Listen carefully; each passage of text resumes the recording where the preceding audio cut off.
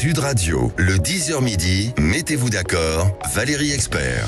Mettons-nous d'accord aujourd'hui autour de Frédéric Fougera, président de Tenkan Paris. Bonjour, c'est une Valérie. agence de communication. Vous êtes également cofondateur de l'agence Cogiteur et vous avez publié La com est un métier aux éditions Bréal Studirama. Alex Darmon, journaliste politique, bonjour. On peut vous retrouver sur YouTube avec votre chaîne de débat politique Les Indécis. Jérôme Dubu, bonjour. Membre du pôle Horizon, pôle Idées d'Horizon. Vous êtes avec nous ce matin également. Et Mathieu Cheng, le retour. Bonjour.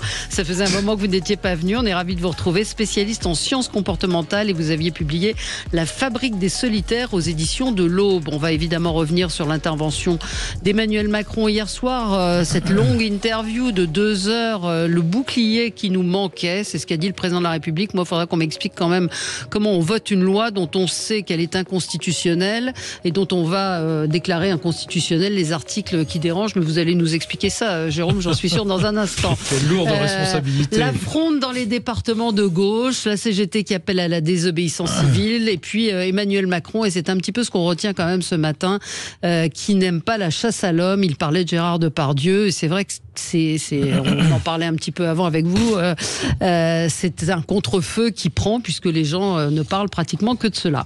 On commence rapidement avec votre tour de table aux uns et aux autres. Jérôme, on va commencer avec vous. C'est un coup de gueule? Oui, c'est un coup de gueule contre le maire de Montreuil. Alors, c'est peut-être passé un peu inaperçu dans le tohu-bohu de la loi immigration et de tout ce qui s'est passé depuis une quinzaine de jours.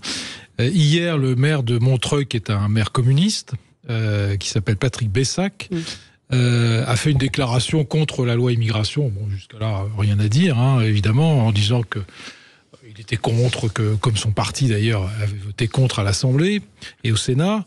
Simplement, il est allé beaucoup plus loin. Et moi, ça me pose un problème de conscience vis-à-vis de ce qu'il a fait.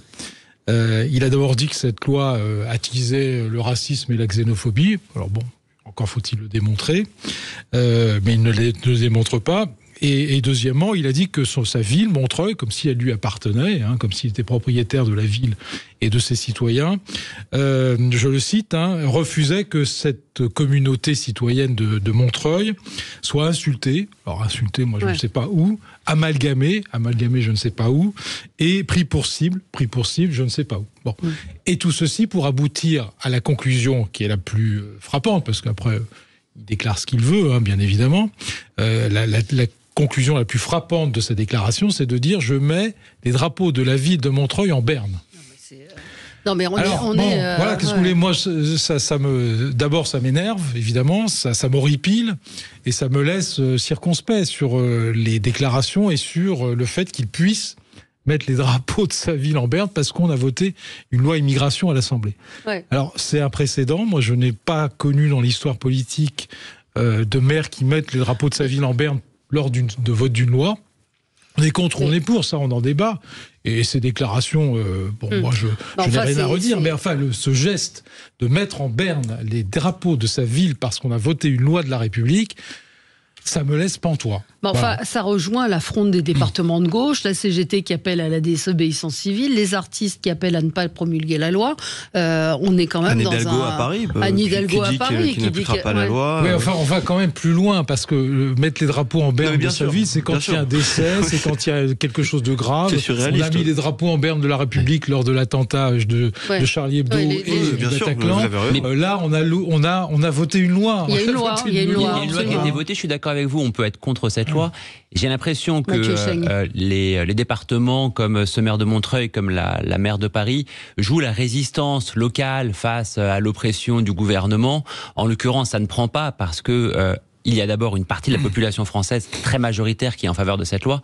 Et donc j'ai bien peur que vouloir s'opposer ainsi à cette loi en assumant avoir le monopole du peuple, c'est totalement à côté de la plaque. Les derniers sondages d'Elab à cet égard sont extrêmement impressionnants. Il y a 70% des citoyens français qui sont en faveur de cette loi.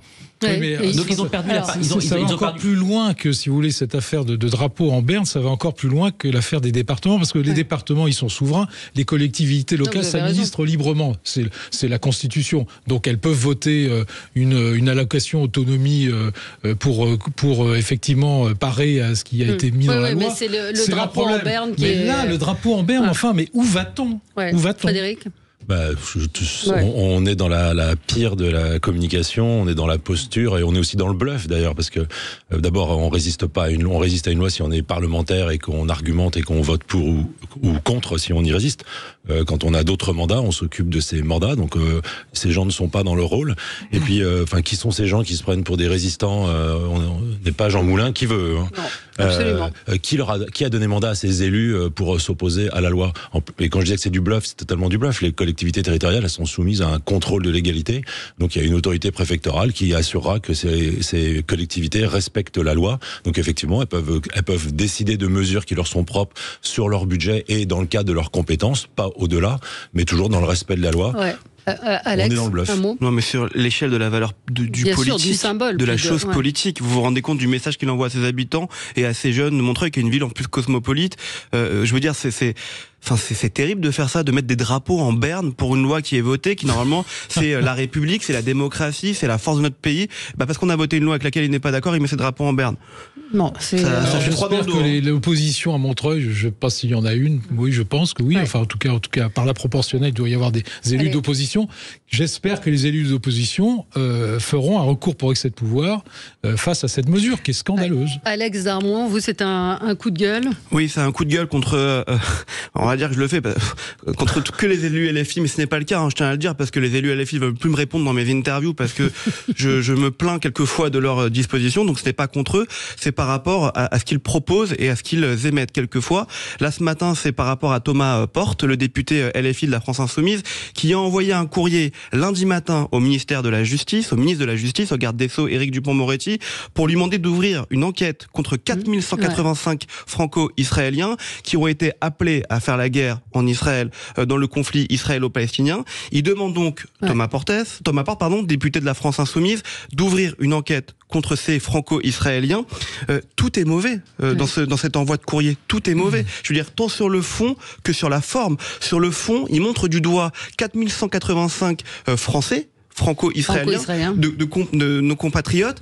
Il est dans une obsession contre ce qui se passe là-bas, contre le conflit israélo-palestinien, une obsession sélective. On n'entend jamais parler des otages franco-israéliens, Thomas Porte. Jamais. Moi, je veux dire, alors non, Orion Hernandez-Radou, Ofer Calderon, Orad Yahalomi, ils ne prononcent jamais leur nom, ils ne prononcent même jamais un mot de sympathie pour eux.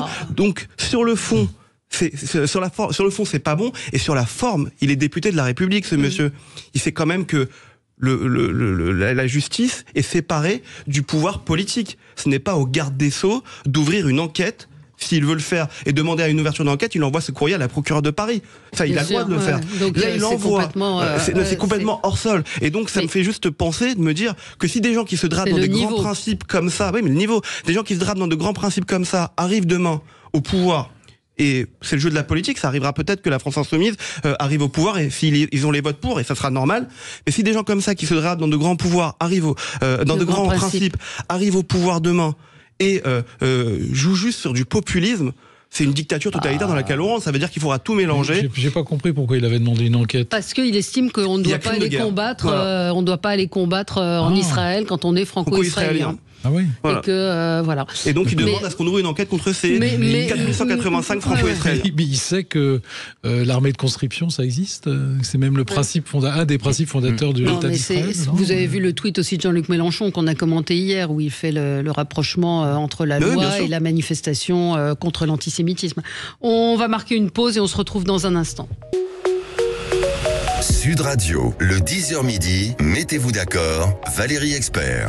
Avec vous sur Sud Radio, nous continuons notre tour de table avant de revenir sur les propos d'Emmanuel Macron hier soir. Je vous ai demandé également de me donner chacun un livre, vous le ferez tout de suite après. Mathieu Cheng, c'est un coup de cœur. Oui, c'est un coup de cœur pour la Commission européenne. C'est pas banal, mais la Commission européenne, on le sait peut-être trop peu, a lancé une enquête formelle contre Twitter, contre X, il y a 3 jours. Pourquoi ? Pour contenu haineux, et notamment sur la couverture du conflit israélo-palestinien. Alors, qu'est-ce que risque X ? Il risque 6%, jusqu'à 6% d'amende de son chiffre d'affaires annuel. C'est colossal. Bien sûr, derrière ça, il y a aussi la façon dont Elon Musk a géré X depuis qu'il est arrivé, qu'il a racheté X pour 44 milliards.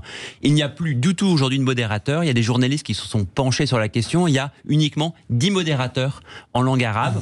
Autant dire qu'il n'y a plus de modération sur X aujourd'hui. On en voit tous les abus, et notamment avec un déferlement de haine et de violence. Est-ce que la Commission européenne va aller jusqu'au bout ? Première hypothèse, c'est qu'il y ait une amende. Deuxième hypothèse, qu'elle aille jusqu'à 6%. Troisième hypothèse, qui est sur la table, c'est qu'à terme, X soit contraint de fermer. En tout cas, tout ça est rendu possible par le DSA. C'est une nouvelle loi qui a été promulguée en août 2023 et qui est beaucoup plus stricte contre les providers et contre les plateformes. Mais concrètement, qu'est-ce qu'ils peuvent faire ? Couper le... Enfin, je parle en béotienne, mais couper le signal, c'est quoi ? Ils peuvent interdire Twitter. Alors les modalités, je les connais pas. Et surtout, ils peuvent taper au portefeuille, ce qui finit par coûter cher. On sait que en réalité, l'anonymat va rester. L'anonymat peut rester, mais si à un moment, s'il y a une obligation d'aller plus loin, par exemple d'interdire les petites vignettes bleues, vous savez, ces vignettes bleues qui permettaient de savoir qui étaient des tiers de confiance, aujourd'hui il suffit de pouvoir avoir un peu d'argent pour pouvoir la fournir. Tout ça pour être remis en cause demain par la Commission européenne. Des gens sont circonspects, mais en tout cas c'est la première fois que la Commission tape du poing sur la table, et je pense que l'initiative mérite d'être suivie de près. Mais tant qu'on lèvera pas l'anonymat de ce réseau, qu'est-ce que vous voulez ?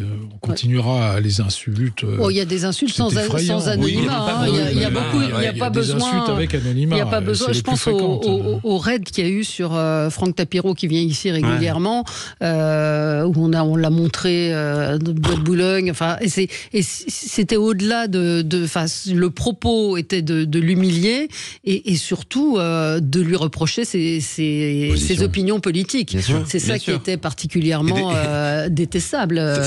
Cet exemple que vous prenez. C'est surtout des journalistes qui se disent journalistes. On va pas donner de nom ici parce que on fait pas de délation pour le coup, mais des gens qui se disent journalistes sur les réseaux sociaux et qui en plus, quand la fake news est démontrée, montrée, expliquée, prouvée, continuent à mentir éhontement à leur communauté simplement pour faire du chiffre et faire du buzz. Et cette histoire de Franck Tapiro, elle est vraiment dégueulasse. Et là, ce qui est hyper important, c'est que les fake news sont beaucoup plus virales que lorsqu'on rétablit les faits. Plus viral. Mais c'est pas normal. Regardez un certain nombre d'hommes politiques ou de femmes politiques. Je pense à Anne Hidalgo, je n'ai aucune sympathie, je n'ai aucun soutien pour elle, mais elle a été obligée de quitter Twitter. C'est pas normal. Qu'est-ce que vous voulez ? C'est pas assez aux hommes politiques, ni aux femmes politiques, ni à qui que ce soit qui se comporte bien, de quitter ce réseau. C'est au fou de quitter ce réseau. Un mot. Je rectifierai juste, elle n'a pas quitté Twitter, elle a suspendu son compte momentanément, on verra au bout de combien de temps elle y revient, donc elle a rien quitté. Vous avez raison. Elle a rien quitté du tout, parce qu'on ne quitte pas 1,5 million d'abonnés sur Twitter. La seule petite réserve par rapport au coup de cœur, c'est de dire, c'est un peu illusoire de se dire, on tape sur Twitter et on ferme Twitter et tout est réglé. En fait, il faut régler le problème avec l'ensemble des plateformes et l'ensemble du fonctionnement de ces réseaux. Donc Twitter en est un symbole très fort, et il y a énormément de haine sur Twitter, il faut bien commencer par quelque chose. Exactement. Mais il faudrait traiter tout le monde avec la même équité. C'est là où ça dérape le plus, quand même. Mais demain, ça dérapera ailleurs, parce que ceux qui ont envie de déraper ne vont pas s'arrêter de déraper parce qu'on leur offre plus cet outil-là. C'est pas une question d'outil. Fougera, c'est un coup de gueule.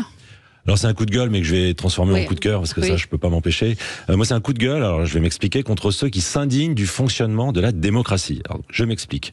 Quand on est démocrate, en tout cas c'est mon point de vue, on devrait se réjouir de l'opportunité qu'un gouvernement ne dispose que d'une majorité relative. Pourquoi ? Donc c'est plus compliqué, ça on est bien d'accord. Mais cela permet au Parlement de jouer pleinement son rôle. Avec une majorité absolue, c'est un seul camp qui fait la loi. Avec une majorité relative, il faut rassembler, il faut débattre, il faut négocier. Il faut donc faire des concessions de part et d'autre. C'est ça pour moi la démocratie parlementaire. C'est pas une assemblée de godillots qui vote comme un seul homme. Ça impose de chercher à être intelligents ensemble au lieu d'avoir raison tout seul. Donc mon coup de gueule, il va donc ceux qui s'indignent depuis 48 heures que le Parlement ait adopté une loi. Les mêmes qui s'indignent d'habitude que le gouvernement utilise le 49.3, qui est quand même un outil de la Constitution pour débloquer une situation qui, par ailleurs, a sa contrepartie de pouvoir censurer le gouvernement. Donc, mon coup de gueule, c'est aussi un coup de cœur pour les parlementaires qui ont voté qui ont voté contre, qui se sont abstenus, mais qui ont fait leur boulot. C'est ça la démocratie, c'est ça le rôle du Parlement, ils ont fait leur travail. Là-dessus, vous avez raison, mais c'est vrai que je pointais il y a 2 jours quand même le spectacle qui est donné aux Français des petites phrases, il y a toujours eu, mais de la façon dont les choses se sont passées, qui sont pas très reluisantes pour la politique. Depuis une semaine, c'est pas reluisant. Quand de l'extrême gauche à l'extrême droite, on s'associe pour rejeter un texte pour pas le débattre, ça n'a rien de reluisant. Absolument. Donc du début jusqu'à la fin, ça n'a rien de reluisant. Mais s'indigner que le Parlement et voter sûr, une loi, ça c'est aberrant. Ou alors dans quel pays voulons-nous vivre? Mais ça rejoint, moi je voudrais qu'on en parle, de ces départements qui ont décidé de ne pas appliquer la loi, de ces artistes. Là, dans l'Humanité ce matin, j'avais pas vu cette tribune signée par des artistes. Enfin, on va en reparler dans un instant. Rapidement, les livres que vous nous conseillez pour Noël, je vous ai demandé à chacun de me proposer un livre. Frédéric, c'est le plus joyeux, le vôtre. Je ne sais pas si c'est le plus joyeux, mais en tout cas, c'est un livre d'histoire et de cuisine. Ça, c'est À la table des présidents de Guillaume Gomez. Alors, je l'ai pris avec moi. Éditions du Cherche-Midi, c'est un très beau livre. Il est vraiment très beau. Et ça vous raconte l'histoire, les coulisses de la République depuis, je crois, 1957. Ça s'ouvre en 1957 avec un dîner offert par René Coty à la reine d'Angleterre et au prince Philippe. Je crois que ça se termine vers 2017 par un dîner offert par Emmanuel Macron à Donald Trump et Mélania. Et à côté de ces dîners, à côté de quelques photos, à côté des menus, mais il y a aussi les recettes. Donc on commence avec un foie gras à la gelée de Sauternes, on finit avec un gâteau au chocolat, on est déjà un peu dans les fêtes. Vous avez essayé ce week-end pour Noël? J'ai déjà essayé des recettes. Mais moi je suis un fils de cuisinier, alors Sous quelqu'un de quinquennat ou septennat a-t-on le plus bouffé? Chirac, je suis pas certain que le livre propose. On sait que Sarko, c'était pas. Non, Sarko, c'était pas terrible. Je crois que Macron, c'est pas terrible non plus. Je pense que Hollande était. On dit que Macron apprécie la cave de l'Élysée. Hollande, oui, c'était pas mal. Absolument. Allez, on continue. Mathieu Schenk, c'est un roman formidable. Exactement, qui s'appelle Connemara de Nicolas Mathieu. Nicolas Mathieu s'est fait connaître notamment en 2018 pour le prix Goncourt, leurs enfants après eux. C'est une magnifique fresque sur la France, sur une France qu'on dit souvent invisible. Au fait, c'est une France qui est majoritaire. Là, on est plongé dans le quotidien de Christophe, qui est une ancienne gloire de hockey. On est dans un village des Vosges. À côté de lui, il y a Hélène, une fille qui a réussi, qui a 40 ans, qui est consultante et qui s'ennuie dans la vie. C'est vraiment, en fait, pour moi, dans la lignée des romans naturalistes du 19e, où on raconte la France, où on raconte aussi les déceptions, on raconte aussi la vie telle qu'elle est, les parents qui vieillissent, la vie de père ou de mère célibataire. C'est un très beau livre sur une France qu'on raconte peu et qui méritait d'être mis en lumière. Et on peut tout lire de Nicolas Mathieu. C'est un écrivain remarquable. C'est paru chez Actes Sud et tout existe maintenant en collection de poche. Jérôme, vous, c'était un... Oui, alors sur Nicolas Mathieu, juste un petit bémol, il y a quand même un côté lutte des classes qui est un peu... Qui n'est pas militant, qui n'est pas du tout militant. Si, quand vous l'écoutez, pas dans le livre, mais quand vous l'écoutez après... Alors, il se décrit pas du tout comme un transfuge de classe, Nicolas Mathieu. Je trouve que, au contraire, dans ses livres, ni dans Connemara, je ne sais pas ce que vous en avez pensé, ni dans Leurs enfants après eux, on ne trouve de lutte des classes. Non. Il y a juste un passage dont on va pas... Non, c'est dans ses déclarations. Ses déclarations. Vous savez, moi, j'aime pas rencontrer les écrivains. C'est un petit peu comme le foie gras. J'ai pas envie de voir l'oie. J'aime bien le foie gras, mais j'ai pas... les écrivains, c'est pareil. J'aime les lire. J'ai pas envie qu'ils me racontent pourquoi ils ont écrit leurs livres. C'est très particulier, mais je trouve que on n'a pas forcément envie d'avoir leur avis, effectivement, sur les choses. Vous, Jérôme? Moi, je passe à L'exil russe de Catherine Gousseff, qui est un livre qui est un livre sérieux, qui est un livre d'historienne, qui n'est pas du tout un livre littéraire, comme on vient d'en parler, qui est un livre sur l'arrivée en France des 100 000, à peu près 100 000, entre 80 et 100 000 Russes blancs. Après la Révolution, donc entre 1917 et 1920, la manière dont ils ont été accueillis, la manière dont ils se sont débrouillés. Au moment où on parle de l'immigration, c'est extrêmement intéressant de voir ce qui s'est passé, et surtout la manière dont ils ont été finalement un peu rejetés par la République française à l'époque, puisque on ne les a pas naturalisés, on a refusé de les naturaliser. Alors ils n'étaient plus russes parce qu'ils ont été déchus de leur nationalité russe, étant opposés au régime bolchevique, étant partis. Et d'ailleurs, il n'y avait pas que la cour de Nicolas II, il n'y avait pas que la cour impériale qui s'est réfugiée. Il y avait des gens qui servaient la cour, effectivement, et des gens très très modestes qui sont arrivés en France, qui étaient pourchassés par les bolcheviks, donc c'était la vie ou la mort, c'était clair. Ils sont arrivés en France et on ne leur a pas reconnu, on n'a pas voulu les naturaliser français, donc on leur a donné le statut de réfugiés apatrides. Qui n'existe plus actuellement, Donc c'était des gens apatrides. Moi, ça me touche énormément parce que les grands-parents de ma femme étaient russes blancs. Ils sont arrivés et ils ont eu le statut de réfugiés apatrides jusqu'à leur mort. Jusqu'à leur mort, on n'a pas voulu, la République française n'a pas voulu les reconnaître comme français, alors qu'ils étaient parfaitement intégrés, qu'ils travaillaient en France. Ça rejoint un peu le débat actuel. Ça s'appelle L'exil russe de Catherine Gousseff, c'est chez Biblis. Puis vous aurez un mot tout à l'heure. On va parler d'Emmanuel Macron et je vous donnerai la parole, Alex, pour votre livre. À tout de suite. Sud Radio, le 10h midi, mettez-vous d'accord, Valérie Expert. Et nous allons parler de l'intervention du président de la République hier soir. Un mot, alors déjà, on n'a pas fini notre tour de table avec votre livre, à vous, que vous nous recommandez, Être français. Ouais, Omar Youssef Souleiman, c'est un livre exceptionnel d'un jeune réfugié syrien qui raconte son périple pour arriver jusqu'en France. Dans le contexte actuel, c'est aussi intéressant de le lire parce qu'on se rend compte que l'immigration, quelquefois, c'est une immigration d'exil et qu'elle n'est pas choisie. Et il raconte son parcours pour devenir français, ce qu'être français aujourd'hui. Et c'est franchement exceptionnel parce qu'il devient auteur et il visite en tant qu'auteur la France pour les salons de différents livres et il apprend à l'aimer. Donc je le conseille fortement. Il a appris à parler français, il s'est mis cette rigueur. Il n'est plus jamais retourné en Syrie, il n'a plus jamais vu sa famille et aujourd'hui il se considère comme français. Et son livre s'appelle Être français et c'est une très belle définition de ce qu'est être français. C'est chez Flammarion et un auditeur nous propose une très bonne idée, le Que sais-je de Georges Bensoussan sur les origines du conflit israélo-arabe. Exceptionnel aussi. Très bon livre pour essayer de comprendre un peu les enjeux. Merci de cette suggestion. Le président de la République hier soir était donc l'invité de C'est à vous. Sur la forme, vous avez trouvé que c'était une bonne idée, cette causerie, plutôt qu'une allocution. Je ne sais pas, vous, en termes de com, vous auriez été son communicant, Frédéric Fougera. Vous lui auriez conseillé cette émission. Ça a rassemblé 3 millions de téléspectateurs, beaucoup moins que s'il avait fait un JT. Néanmoins... 2h20, c'est 2h20. 2h20. C'est pas comme un JT, c'est 2h20. 2h20, 3 millions de téléspectateurs, beaucoup de reprises, de petites phrases. C'est ce qu'il cherchait, c'est ce que cherche un communicant, non ? Alors, j'ai envie de dire, d'abord, pour moi, c'est une opération de communication, donc c'est normal qu'un élu et que le président de la République communiquent, mais voilà, on est vraiment dans une opération de communication. 3 millions, c'est beaucoup pour cette émission. Oui, pour cette émission. Évidemment, ça aurait pu être davantage sur un JT, mais pas forcément. C'est beaucoup plus confortable qu'un JT d'être dans ce type de format, même si c'est très compliqué d'avoir en face de soi plusieurs journalistes qui peuvent rebondir de façon permanente. Mais bon, c'est une bête de communication sur ce type d'exercice. Si, Valérie, c'est plus compliqué. C'était pas Jean-Jacques Bourdin, pardon de vous dire ça, pardon d'être un peu chauvine, mais ni Plenel. Ni Plenel. Voilà. C'est pas comme être face à un journaliste politique. Voilà. Il y avait Patrick Cohen qui était là, qui a posé les questions. Mais le reste du plateau avait l'air hypnotisé. Ils étaient un peu comme des lapins dans les phares, j'ai trouvé. C'est une des forces de ce président, d'hypnotiser les gens qu'il a en face de lui. Je ne sais pas si c'est sa fonction ou sa personne. En tout cas, opération de communication. Vous trouvez que c'était bien, que c'était une bonne idée de faire ça ? Alors, je pense qu'il faut distinguer la forme et le fond. Vous avez évoqué la forme. La forme, c'est une hypothèse et pourquoi pas, oui. Je suis toujours déçu que ce genre d'exercice se fasse sur le site. Pourquoi ? Parce qu'il est le président de la République, il ne se rendrait pas dans le studio et ne le ferait pas comme un interview. Il l'a fait. Oui, mais c'était le match retour là. Pourquoi un jour on le fait, pourquoi on le fait pas ? Je trouve ça toujours assez décevant de montrer que le président de la République se déplace comme n'importe qui dans un studio de télé ou de radio.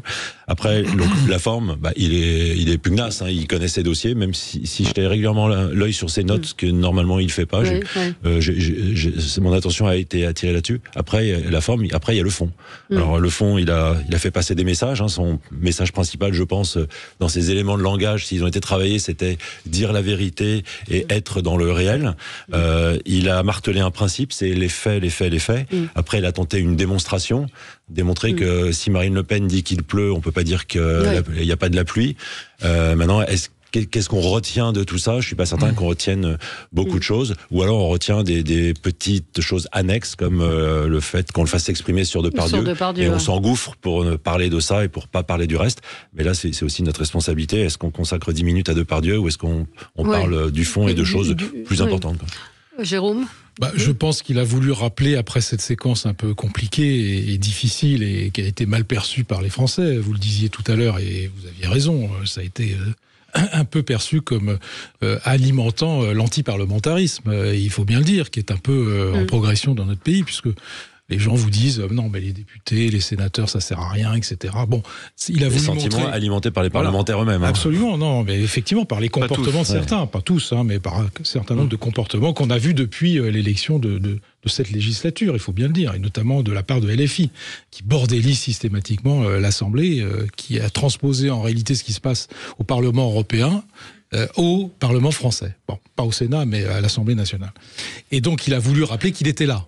Moi, je crois que c'est le message essentiel, c'est je suis là, je suis encore là pour 3 ans et demi, et je ne vais pas arrêter les réformes. Et je vais continuer à présider et à continuer à réformer la France. Je crois que c'était le message essentiel qu'il a voulu faire passer.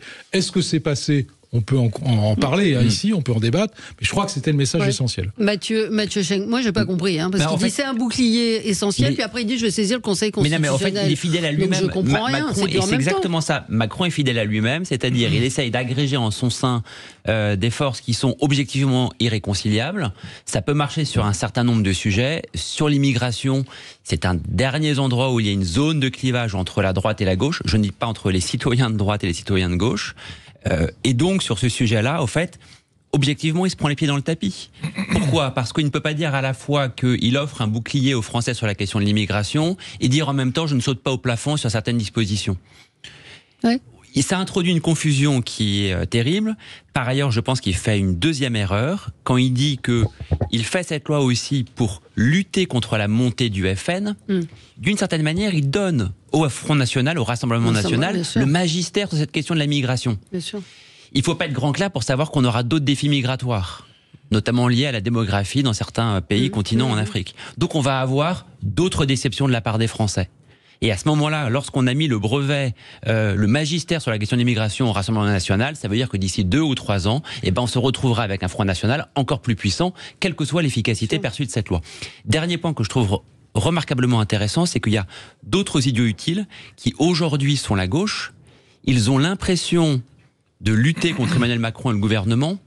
Au contraire, j'ai le sentiment qu'en s'opposant ainsi à cette loi, ils permettent de légitimer cette loi aux yeux des Français. J'étais assez marqué par le nombre de Français, 70%, qui disent que cette loi, elle va pouvoir permettre de retrouver du pouvoir pour lutter contre l'immigration, notamment illégale. Mais c'est aussi parce qu'il y a une opposition à cette loi que les Français se disent cette loi, finalement, est dotée d'une certaine puissance. Donc, je pense que l'opposition de gauche, réactive des vieux concepts des années 2000 qui ne marchent plus aux yeux des citoyens, mais au contraire, ils permettent de légitimer cette loi. Mais qu'est-ce que vous voulez que fasse la gauche ? Elle n'a rien à dire.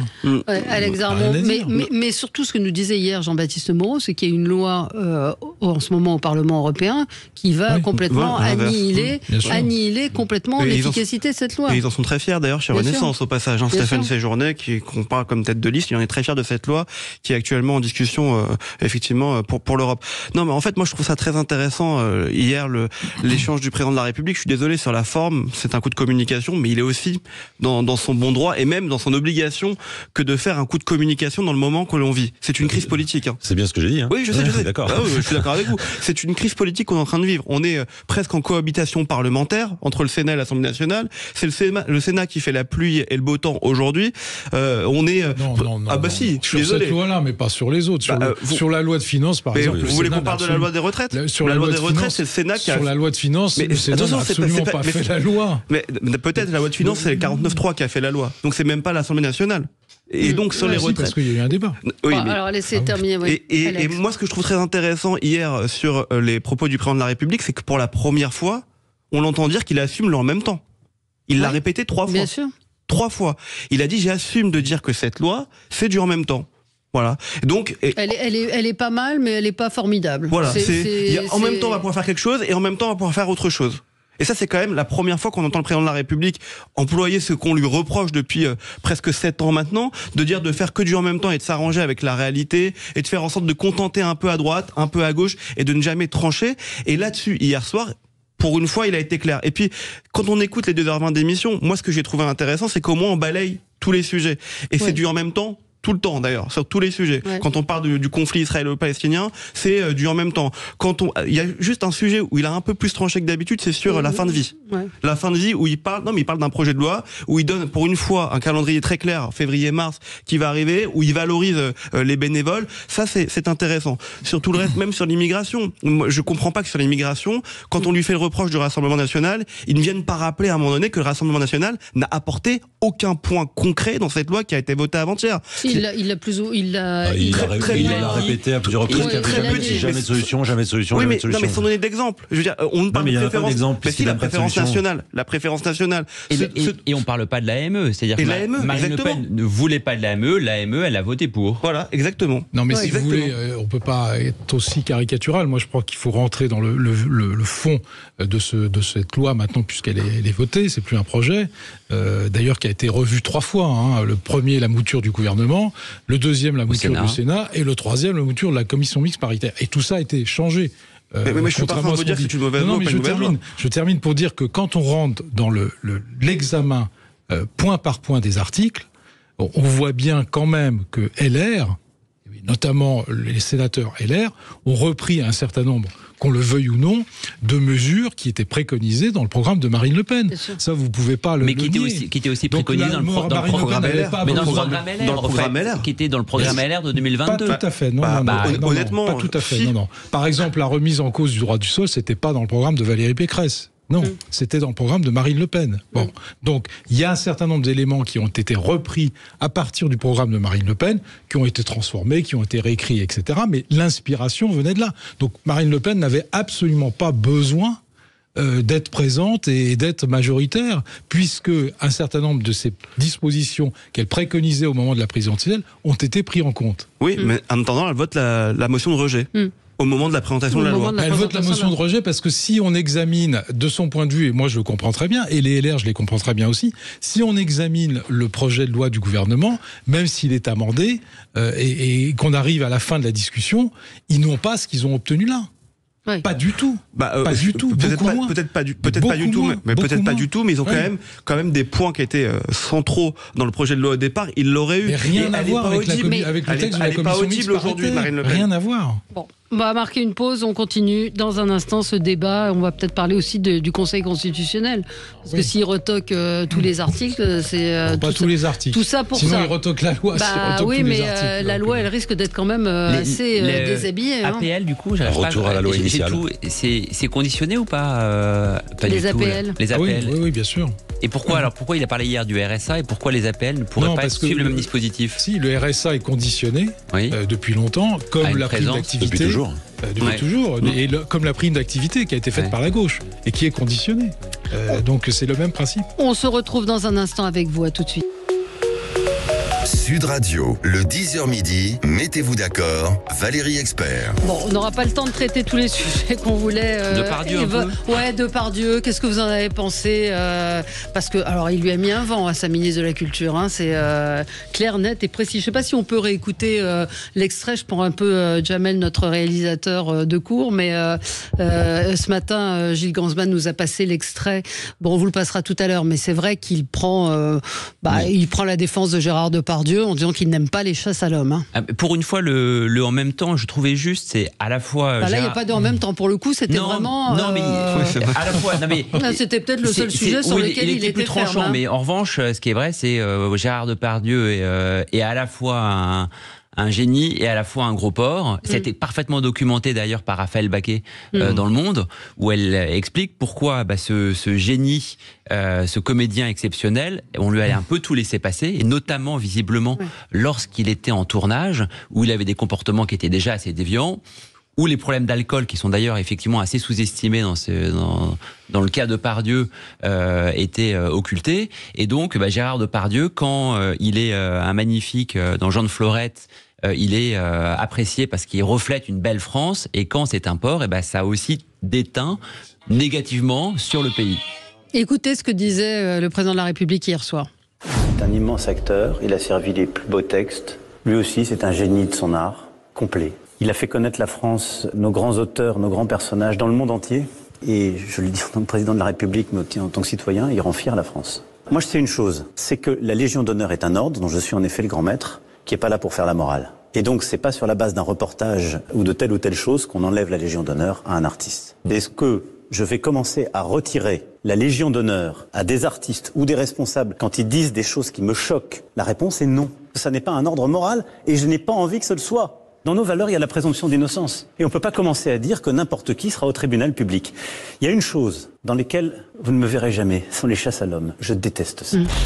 Il dit quand même que la justice doit suivre son cours, je crois, à un moment donné. Après, il y a le temps de la justice. Je ne partage pas du tout cette explication. Je la trouve complètement hallucinante, et très ringarde, pour tout dire. Moi, je trouve que c'est pas parce que vous êtes un génie qu'on a le droit de plotter les gens sur les plateaux ou ailleurs. Ça n'a strictement rien à voir. Il y a des génies qui se sont très bien comportés, il y en a d'autres qui se sont très mal comportés. Il y a des gens qui ne sont pas des génies, qui se comportent très mal, et il faut les punir. Je suis désolé. C'est pas une excuse de dire que ça a été un très grand artiste, etc., qu'il a diffusé la culture française à l'extérieur. Non, je suis désolé. Là, il y a des faits qui sont quand même précis. Il a été mis en examen, si mes souvenirs sont bons. Non, il n'est pas mis en examen. Il n'y a rien aujourd'hui. Je crois que c'est ce qu'il rappelle. Il n'y a rien. Ça va tomber. Il n'y a que des propos pour l'instant à la suite de compléments d'enquête. Il y a quand même des propos récurrents. Donc moi, je n'excuse pas le comportement au regard du génie de la personne. Juste rappeler que Emmanuel Macron, après l'article sur les accusations de viol contre Nicolas Hulot, avait dit à propos des auteurs, des journalistes du papier, qu'ils étaient des charognards. Mais oui, mais c'est la phrase de Mitterrand sur Bérégovoy qu'on a jeté au chien. Bon, voilà, c'est toujours cette excuse. Mais non, il n'y a pas d'excuse à avoir. Là, ce qui est dérangeant. Si les faits sont avérés, il n'y a aucune excuse. Oui, mais c'est ce qu'il dit. Je crois que la partie a été coupée, c'est qu'il dit la justice doit suivre son cours. Oui, mais là, il met en doute les images. Vous savez, moi, c'est ça qui m'a dérangé, c'est qu'on n'entend pas dans l'extrait, c'est qu'il met en doute les images qu'il voit, parce que je crois savoir, c'est ce qu'il dit. Qu'il y a eu des problèmes avec les reportages. Oui, mais enfin bon, il y a des sonores et il y a des sons qui sont, des paroles qui sont très claires. Très claires de la part de Gérard Depardieu, qui veuille respecter la présomption d'innocence. Il a complètement raison. Il a complètement raison. Et je pense que c'est quelque chose dans ce quinquennat et dans le quinquennat d'avant qui est important pour la justice, qui a été martelé, qui a été répété. Il faut préserver et respecter la présomption d'innocence des uns et des autres. En revanche, dire que il va pas enlever la Légion d'honneur pour des propos qui le choquent. Le problème, c'est pas que ça le choque lui, c'est que ça choque la France. D'abord, il n'a pas le pouvoir d'enlever la Légion d'honneur. Il est grand maître de la Légion d'honneur. C'est lui qui peut engager. Non, mais il y a des commissions, mais ce que je veux dire par là, c'est que c'est pas que lui que ça choque. Aujourd'hui, on est dans une société. On a déjà enlevé des Légions d'honneur sans que la personne soit condamnée. Et on en a laissé à d'autres qui auraient peut-être dû. Frédéric Fougera, cet épisode-là, il était préparé visiblement, et ça, certains disent, ça fait un contre-feu puisque ce matin on parle de ça alors qu'on n'aurait peut-être pas dû en parler. Mais ça, c'est peut-être de la post-rationalisation. C'est toujours facile de dire ça après. Je suis pas certain que ça soit préparé. Je voulais juste rectifier. Il n'a en rien excusé Depardieu. Non. En rien du tout. Faut pas dire qu'il l'a excusé. Mais il faut aussi. J'ai pas dit qu'il l'avait excusé. J'ai dit qu'il parlait de chasse à l'homme. Faut pas exagérer. Non, vous avez dit qu'il l'avait excusé. Mais je me permets. D'une certaine manière, en disant c'est un génie, c'est un grand acteur. Donc sous-entendu, oui, c'est exactement la démonstration. C'est une lecture. Moi, je voudrais rappeler une chose. Il a quand même une fonction. Il est président de la République. Il est le garant des institutions. Donc, il peut pas se permettre de juger avant la justice. Donc, on peut quand même lui reconnaître ça. Mais c'est pas parce que vous enlevez la Légion d'honneur que vous jugez. Non, on n'est pas sur la Légion d'honneur. On est sur la Légion d'honneur. Ça veut dire que vous jugez. On est sur la position qu'il prend quand on l'interroge sur ce sujet. Et c'est le risque d'aller dans ce type d'émission. Peut-être n'aurait-il pas été interrogé dans un JT. Il n'a pas à rendre la justice à la place de la justice. Il est le garant de la justice. Donc il doit respecter ça. Doit-on l'enlever ? La deuxième chose, est-ce qu'il peut condamner avant la justice ? Non. Est-ce qu'il peut participer au tribunal médiatique et populaire ? Non. Enfin, il doit quand même avoir un minimum de recul. Donc il est quand même dans sa fonction. Maintenant, son erreur de communication de mon point de vue, c'est d'avoir parlé de Depardieu au présent quand il dit il rend fier la France. Je pense qu'il aurait mieux fait d'ancrer sa création et son travail dans le passé. Il a rendu fier la France. Il aurait pu dire ça. Si vous me permettez juste de finir de mon développement, je pense que son erreur de communication, c'est d'en parler au présent. Est-ce qu'il rend fier la France ? Non, pas aujourd'hui. A priori, il l'a rendu fier. Le présent, c'est plutôt les soupçons qui sont contre lui avec de fortes charges manifestement. Donc laissons la justice faire son travail. Quant à la Légion d'honneur, je me permets de vous rappeler qu'elle ne vous récompense pas pour ce que vous êtes, mais pour ce que vous avez fait. Donc c'est pour ce qu'il a fait dans le passé. Pas du tout. Quand vous lisez le règlement de la Légion d'honneur, je suis désolé de vous interrompre. On peut vous destituer, on peut vous la... Il y a un caractère moral. Il y a un caractère moral dans la Légion d'honneur qui est très fort. Relisez le règlement de la Légion d'honneur. Oui, mais vous me faites dire ce que je n'ai pas dit, donc c'est facile de parler à ma place. Je redis, la Légion d'honneur est une décoration qui récompense ce que vous avez fait et non pas ce que vous êtes. Maintenant, il ne sera certainement plus jamais promu dans un autre grade, et en l'occurrence, il est chevalier, il sera certainement pas promu dans un autre grade. Et maintenant, on lui retirera sa Légion d'honneur, notamment s'il a une condamnation pénale. Et ben, on lui retirera sa Légion d'honneur. Alors, je voudrais que Alex puisse s'exprimer. Juste vous lire le tweet d'une des femmes victimes de PPDA. Elle dit: l'honneur de la France n'est pas un homme qui pisse dans les avions, a choisi de devenir citoyen russe, vote russe, prône l'exil fiscal, insulte les femmes face caméra, est accusé de viol, d'agression sexuelle et de harcèlement par des dizaines de femmes et d'hommes. Voilà. Elle a un peu raison dans sa démonstration, mais au-delà de ça aussi, bien évidemment, voilà, il y a le fond de l'affaire et puis encore la forme, enfin la remise en place de Rima Abdul-Malak. À la suite, la ministre de la Culture. À la suite de ça, est-ce que votre ministre de la Culture s'est trop avancé ? Oui, je vous le confirme, sans prendre aucun détour. Vraiment tout droit, oui, je vous le confirme et tout. Ça fait aussi dire quand même que dans la période actuelle que l'on vit politiquement, le gouvernement, il défend pas beaucoup ses ministres. Emmanuel Macron, depuis le début, où il est arrivé en 2017, que c'est lui et rien d'autre, souvent. Moi, je suis ministre de la Culture ou même ministre d'autres portefeuilles. Je cherche ailleurs. Ouais, ma rentrée, je commence à travailler à mon avenir. Hein. Même sur le fond de la démonstration, avec des théories pareilles, vous excusez beaucoup de choses. Ouais. Vous excusez beaucoup de choses. À ce moment-là, vous excusez Vichy et Pétain. Il parle de présomption d'innocence. Il parle des images qui étaient dans complément d'enquête, qui sont des propos. Oui, mais on l'interroge sur la Légion d'honneur. On l'interroge pas sur Depardieu, on l'interroge sur la Légion d'honneur de Depardieu. Oui. Bon. Et moi, je considère et je répète que dans quand vous recevez la Légion d'honneur, il y a un examen moral de la personne. C'est évident. Donc il y a un caractère moral. Et là, le caractère moral n'est plus là depuis très longtemps. Voilà. Ouais. Même s'il n'y a pas de condamnation. Frédéric ? Non, donc à la moindre rumeur, on retirera la Légion d'honneur aux gens qui nous déplaisent. Et après, on l'accusera de dictateur. Effectivement, c'est important. Il y a une justice, il y a des règles. Voilà, on ne fait pas que parce qu'on aime bien ou on n'aime pas les gens. Il faut laisser la justice faire son chemin, c'est vrai. On en a fini pour aujourd'hui. Dans un instant, c'est Alexis Poulain qui sera avec vous. Et nous, on se retrouve demain pour un bilan de l'année. À demain.